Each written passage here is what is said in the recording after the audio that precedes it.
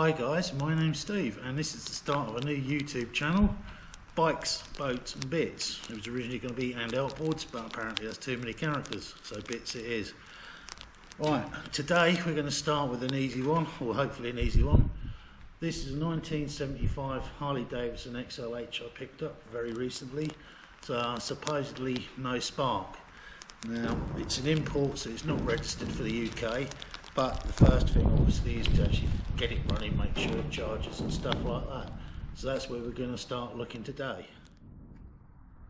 Right, the first place we need to start looking is this chrome cover down here, which is the ignition cover, to find out what type of ignition we got. It could be points, it could be an electronic. So we'll have a look there and see what we've got. Now as you can see in there, it's electronic. So the next thing we've got to do is start powering stuff up. Right, now apparently I haven't got batteries that I can actually throw on this at the moment, so I've just acided up one that's a bit small for this, but hopefully it will give us enough just to spin it over with no plugs in, so we can actually see that there's a spark there or not. So the coil on these lives under here, so what I'm going to check is that we've got continuity from the ignition switch over the other side, making sure it's showing here. And then we'll take these plugs out and like I said, we'll connect these leads up. There's three, these are both earth leads, one positive, and yeah, hopefully we can go from there. So that's what we'll do now. We'll take this cover off, get to the wiring, and we'll get to it. Right, so what we're going to show here is here's the coil. Now, from my reckoning, this should be rear cylinder, common, front cylinder. So the common will be power. So it should come from the battery through the kill switch and back down the harness to the coil, and it goes back down to the other side to the electronic ignition, which should then switch the negatives to cause the spark. So as we stand at the moment, I'm trying to do this, I haven't got enough hands. Right, where can I clip this to? I just clamp, if I sight him there, I don't know if you can see this.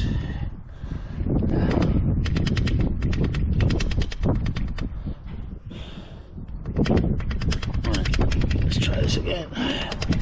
So if we can couple up to there, as you can see, it's reading about 3 kiloohms. So if I turn the ignition switch off, I'll reach across there, that's off.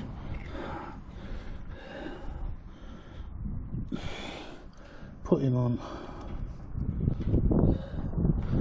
there again, and we are reading 34,000 ohms. That should really be reading that. So we might have water issue or some such, or the switch is just not right. I'll just re-click the switch to see if that makes a difference. It's there, we'll open live, connect it up. 31,000 ohms, that's not good. So it looks like we're already showing issues. So the switch, definitely it's wrong there.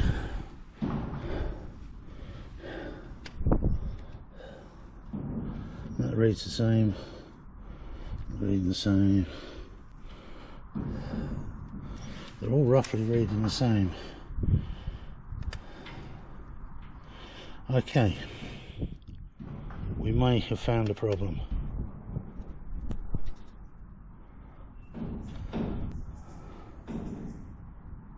Right, so as you can now see, we've popped a battery on in there. So what we need to do now is put some power on, which we've got there. Nothing. Right, that seems to work. Got nothing to the starter. Nothing there. We assume it's the starter. I don't know. I must admit, I'm not.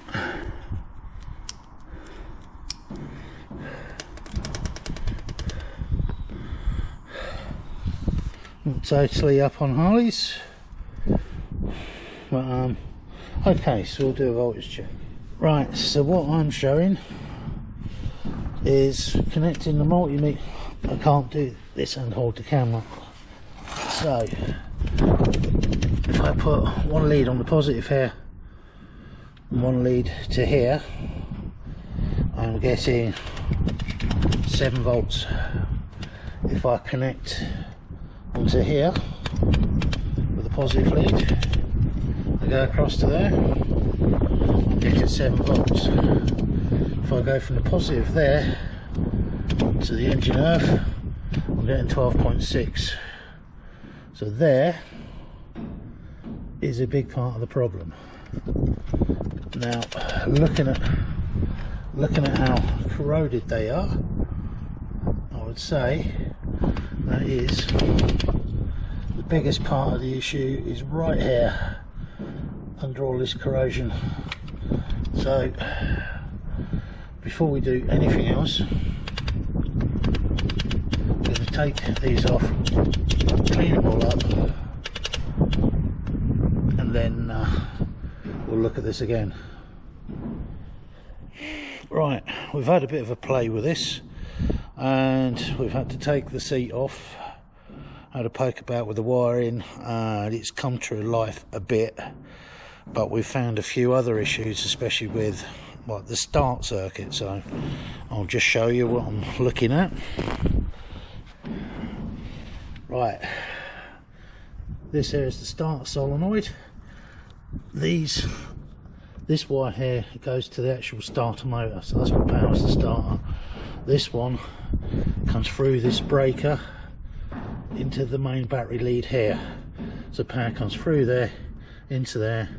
We put power to this pin that operates a magnet, which then allows power to go across there. So where's this wire?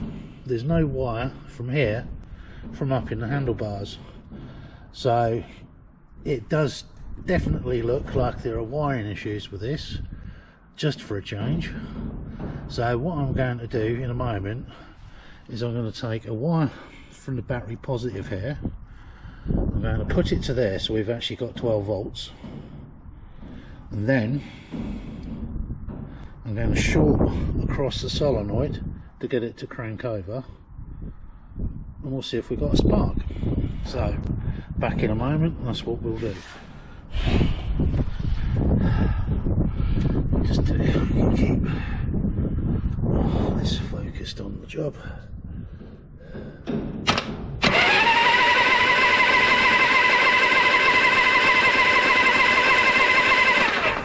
As you can see, no spark.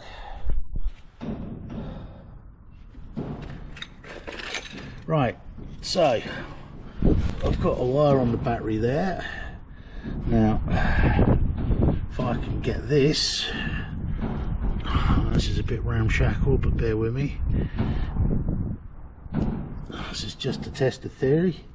Right, let's see what we've got now. There we go. Sparks. So we know we've got a wiring issue. So I'm going to turn that off. Put the plugs back in. Well, we're here, we might as well give it a little go, mind we, see if it will do something along the lines of trying to start. So bear with me. Right, I just tried off camera to see if it'd fire over. The engine spanned twice before it died, The battery, bearing in mind I know it's brand new, but it is 6 amp hour too small for this bike, so yeah, it's not going to start today. So what we have found is we've got a power issue getting to the coil, so we've only got 7 volts there. I've also since found that the starter switch now works, so we've got an issue there to look at. It will go because it's got a lovely blue fat healthy spark once it's getting power to the box. So yeah, that's all looking good. It absolutely reeks of stale fuel when you take the plugs out, so I'm guessing we're going to have to strip the carb out anyway, just clean the jets out before it's going to show any signs of life. But it will go. But it looks like we've got quite a few electrical issues to sort out, so yeah, we'll get there. We'll be back soon.